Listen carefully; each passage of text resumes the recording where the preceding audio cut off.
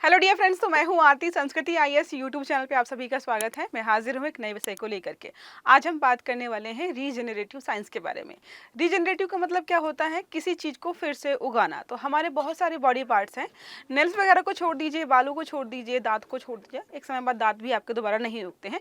उस पर लगातार शोध किया जा रहा था, क्योंकि आपने देखा होगा जो लोग भी शुगर मतलब जो है बहुत सारी बीमारियां ऐसी होती, कैंसर हो गया, किसी को अन्य प्रकार की बीमारी, अगर कोई बॉडी पार्ट काट दिया जाए इंसानों का तो वो आप दोबारा नहीं उगा सकते हो। लेकिन प्रकृति में कुछ ऐसे उदाहरण हैं जिनके अंदर कुछ ऐसी चीजें पाई जाती हैं जिसकी वजह से उनके बॉडी पार्ट्स दोबारा उग जाते हैं।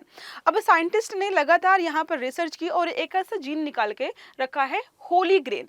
होली ग्रेन जीन के बारे में बोला जा रहा है कि ये जीन इतनी जो है क्षमता रखता है कि ये क्या कर सकता है कि किसी भी बॉडी पार्ट को दोबारा उगा सकता है। अब ऐसा क्यों होता है और खासकर जो है इसका डिस्ट्रीब्यूशन भी हम समझने वाले हैं कि कौन कौन चीजें आपको यहाँ पर देखने को मिलने वाली। और मोस्ट इंपॉर्टेंट हो जाता है जब भी शोध किया जाता है, जब भी हम वैज्ञानिक किसी भी प्रकार की रिसर्च की बात करते हैं, जो एनिमल टेस्टिंग की बात करते हैं, आपके मन में चूहे आते हैं। लेकिन यहाँ पर खास बात यह है कि चूहों के अलावा कुछ और भी जानवरों को लिया गया है, कुछ मछलियों को लिया गया है जिन पर शोध किया गया और खासकर उन्हीं को यहाँ पे लिया गया है जिनके बॉडी पार्ट्स रीजनरेट हो रहे थे। तो यहाँ पर डीएनए में जीन एडिटिंग के माध्यम से चीजों को कैसे बदलने वाले हैं ये समझेंगे। हम पढ़ लेते हैं यहाँ पर किन किन जानवरों पर ये शोध किया गया है। तो एक्सोलोटल एक मछली होती है, जेब्राफिश हम पता ही मछली है, तीसरा हो गया चूहा। इन पे रिसर्च की गई है। रिसर्च करने वाली टीम के बारे में बात कर लेते हैं। तो इसको प्रकाशित किया गया है proceeding of the national academy of sciences में, ये आप याद रखिएगा। अब हम बात करने वाले हैं कि इसका इस्तेमाल रीजेनरेटिव मेडिसिन में करेंगे। भविष्य में ऐसी हम दवाइयां बनाएंगे जो बॉडी पार्ट्स को फिर से उगा पाएंगे। किसी का हाथ चला गया है, किसी का पैर कट गया है, किसी की उंगली कट गई है, किसी भी प्रकार का, जैसे मान लीजिए किसी व्यक्ति के जीभ में कैंसर था, जीभ को काटना पड़ा तो उसके बॉडी पार्ट्स को फिर से उगा पाएंगे। ब्रेस्ट कैंसर में आपने देखा होगा कि ब्रेस्ट को पूरा काट के निकालना पड़ता है, तो उनको भी हम फिर से जो है रीजनरेट कर पाएंगे। ये जो है प्यारी सी जो मछली आपको दिखाई दे रही है, सबसे ज्यादा जो क्वालिटीज है अपने अंगों को उगाने की सबसे ज्यादा इसी में पाई जाती है। इसके बारे में हम समझने वाले हैं अभी। तो जो कुरियस जो मतलब जिन्होंने इस पर रिसर्च की उन सबके यहाँ पे नाम लिखे हुए हैं। पुनर्जनन पर इन्होंने रिसर्च की है। सार्वभौमिक जैविक तंत्र, इसका मतलब यहाँ पर यह है कि ये लोग रिसर्च कर रहे थे और इन्होंने बहुत सारे जानवरों को धर लिया ताकि हम सब पे इसको जो है लागू कर पाए। बात करते हैं पुनर्जनन क्या होता है।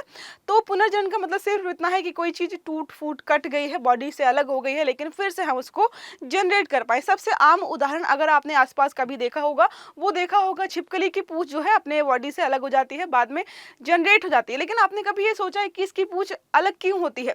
आपने जो है दूर से झाड़ू फेंक के मारा और झाड़ू फेंक के मारते ही इसकी पूंछ अलग हो गई। तो ऐसा माना जाता है कि जब ये खतरा महसूस करती है तो अपनी पूंछ को अपनी बॉडी से अलग कर देती है, ताकि जो भी व्यक्ति जिससे खतरा है उसको, चाहे वो शिकारी हो, चाहे आप हो, चाहे कल को कोई भी चीज हो, तो उसका ध्यान जब तक पूंछ में जाता है कि अरे ये उछल रहा है, तब तक ये जो है वहां से निकल जाती है। तो एक तरीके से सेल्फ डिफेंस के लिए, अपने आप को बचाने के लिए ऐसा होता है। लेकिन हमें यहाँ पे पढ़ना है कि जो जो बॉडी पार्ट्स फिर से बन पाते हैं ऐसा क्यों होता है। मनुष्य त्वचा या यकृत हो गया, और भी बहुत सारे हिस्से हमारे हैं जो बहुत जरूरी है। तो यहाँ पर पूर्णता पर ध्यान दिया गया कि हमेशा मनुष्य का जो शरीर है वो पूरा रहे। अब बात कर लेते हैं अलग अलग जानवरों के बारे में। तो एक्सोलोटल जो है फिश है, सबसे ज्यादा रीजनरेशन इसी में होता है। बॉडी का हर पार्ट उग सकता है। अपने हाथ पैर, पूंछ, रीढ़ की हड्डी, हृदय, मस्तिष्क, फेफड़े, यकृत, जबड़े, किसी भी चीज को जो है आप काट दीजिए, इसमें फिर से जो है बन जाएंगे। मतलब यहाँ पर यह है कि अगर जब तक आप इसको मसल के खत्म नहीं कर देंगे तब तक ये मरने वाला नहीं है। आप इसके फेफड़े को भी काट दीजिए, वो भी जो है फिर से रीजनरेट हो जाता है।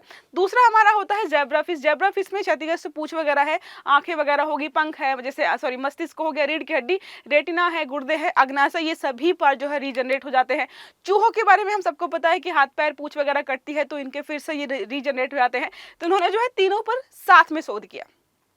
अब शोध करने के बाद जो उन्होंने पाया, इन्होंने दो प्रकार के जीन्स खोजे, sp6 और sp8। इनका मानना है कि हमारी जो एपिडर्मिस होती है, जो हमारी स्किन होती है, उसके पास जो है ये जीन पाए जाते हैं और इन्हीं जीन्स का ये परिणाम है कि हमारे बॉडी पार्ट्स फिर से रीजनरेट हो पाते हैं। हमारे मतलब हमारे नहीं, इन जानवरों के बॉडी पार्ट्स फिर से जनरेट हो पाते हैं। अब इन्होंने इसका शोध कैसे किया, इनको कैसे पता चला कि आखिरकार यही जीन्स जो है जिम्मेदार हैं? तो हम समझ लेते हैं। यहाँ पर हमें पता है कि क्रिस्पर कैस9 या क्रिस्पर तकनीकी का इस्तेमाल करके, जिसको हम हम आणविक कैंची के तौर पर जानते हैं।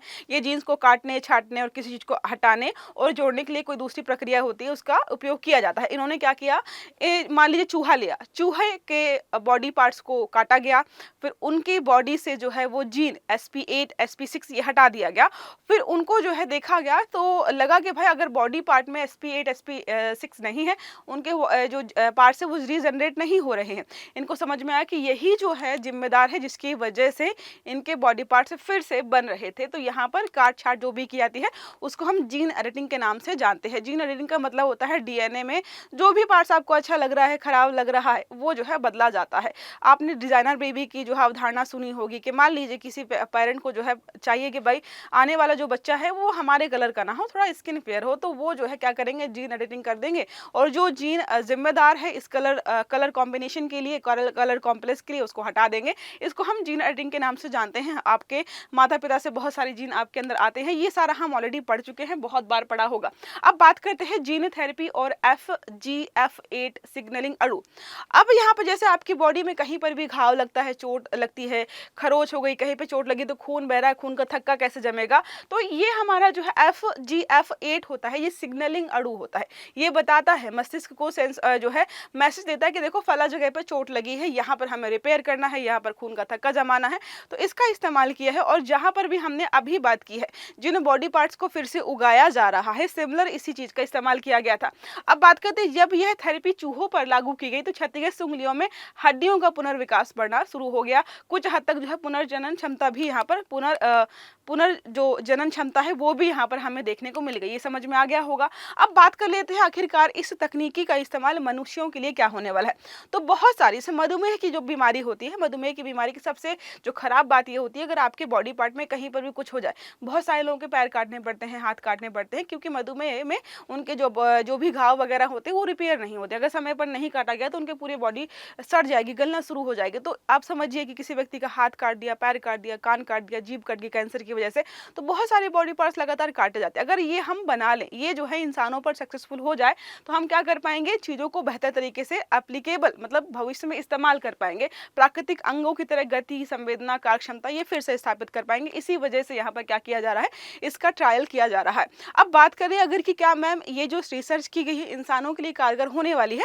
इंसानों के लिए कारगर तो अभी नहीं कह सकते हैं, लेकिन इनका जो मेन मोटो था, हमेशा से एक ही जीव पर हम रिसर्च करते थे। इन्होंने हर तरह के जीव लिए और सभी पर रिसर्च की और सभी में पाया कि एक ही प्रकार का जीन है जो जिम्मेवार है। अब हमारे कुछ बॉडी पार्ट्स हैं जो रीजनरेट हो जाते हैं, तो वैज्ञानिक सोच रहे हैं कि अगर हम उसको भी जो है अच्छे से पढ़ें और उनको उनकी जो है मात्रा बढ़ा दें, उनको सिग्नलिंग के माध्यम से बता पाएं कि चलो ठीक है फला फला बॉडी का फला फला व्यक्ति का बॉडी पार्ट कट चुका है, उसको फिर से रीजनरेट करना अगर ये काम कर पाए, तो भविष्य में किसी भी व्यक्ति का कोई भी बॉडी पार्ट जो है काट करके अलग होने के बाद गायब नहीं होगा, बाद में वो रीजनरेट हो जाएगा। तो यहाँ पर क्या है, प्रूफ ऑफ प्रिंसिपल मानते हैं, इसको हमने ऑलरेडी समझ लिया है। ये समझ लिया है मल्टी डिसिप्लिनरी समाधान क्या हो सकता है। यहाँ पर ये है कि जीन थेरेपी हो गया, स्टेम सेल थेरेपी है, बायो इंजीनियरिंग हो गया, कृत्रिम जैविक ढांचे हो गया, ऊतक अभियांत्रिक, इन सभी चीज़ों को हमें एक साथ जो है मर्ज करके समझने की ज़रूरत है। स्टेम सेल थेरेपी आपने पढ़ा होगा कि जो हमारी स्टेम सेल्स होती हैं उसके माध्यम से आप पूरा इंसान बना सकते हो। जो आप क्लोन्स वगैरह की बात करते हैं, ये जाइगोट जब बच्चा जो है माँ के भ्रूण में होता है तभी इकट्ठा की जाती हैं। और इसको अगर आपने देखा होगा बहुत सारे स्टेम बैंक्स होते हैं जो कि इसको इकट्ठा कराते हैं। भविष्य में अगर आप इसका इस्तेमाल करना चाहें तो कर लें, जो कि कॉपिंग के लिए काम आते हैं। इवन जो सिंगल पेरेंट्स होते हैं वो चाहते हैं कि भाई मेरा बच्चा है, मैं सिंगल मदर हूँ, मैं सिंगल फादर हूँ, और जो मेरा बच्चा है वो उसके जो डीएनए में, जीन में जो भी चीज़ें वो सिर्फ मेरी हूँ, तो अपना ही क्लोनिंग करवा दे तो क्या होगा, वो सिंगल चाइल्ड हो जाएगा। इस प्रकार की चीज़ें चल रही हैं दुनिया में।